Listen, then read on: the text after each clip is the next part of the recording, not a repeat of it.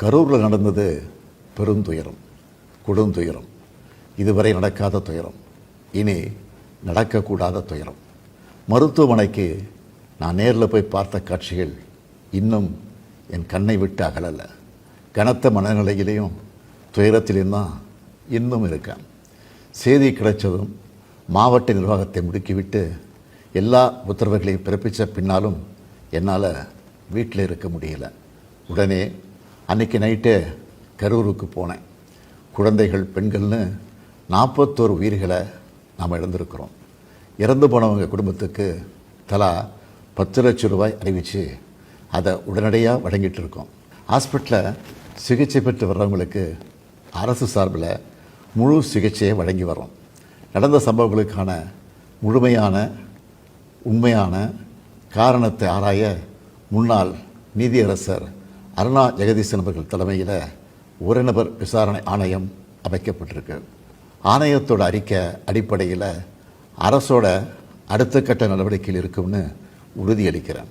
இதற்கிடையே சோஷியல் மீடியாவில் சிலர் பரப்புற வதந்திகளையும் பொய் செய்திகளையும் பார்த்துட்டு தான் இருக்கேன்.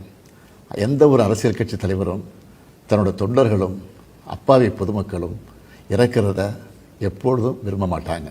இந்த சம்பவத்தில் உயிரிழந்தவங்க எந்த கட்சி சார்ந்தவங்களாக இருந்தாலும் என்னை பொறுத்த வரைக்கும் அவங்க நம்மளோட தமிழ் உறவுகள்.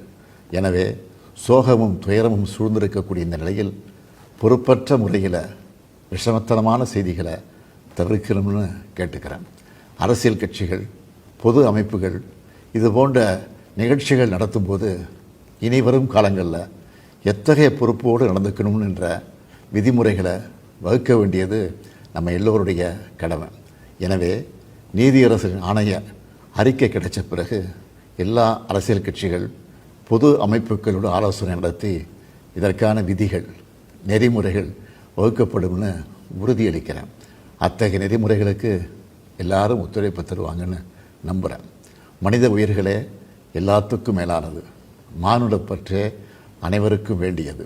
அரசியல் நிலைப்பாடுகள், கொள்கை முரண்பாடுகள், தனி மனித பகைகள்னு எல்லாத்தையும் விலக்கி வச்சுட்டு எல்லாரும் மக்களுடைய நலனுக்காக சிந்திக்கணும்னு கேட்டுக்கிறேன். தமிழ்நாடு எப்போவுமே நாட்டுக்கு பல வகைகளில் முன்னோடியாகத்தான் இருந்திருக்கு. இது போன்ற நிகழ்வுகள் இனி எந்த காலத்திலையும் நடக்காமல் தடுக்க வேண்டியது நம்ம எல்லோருடைய கடமை. நன்றி, வணக்கம்.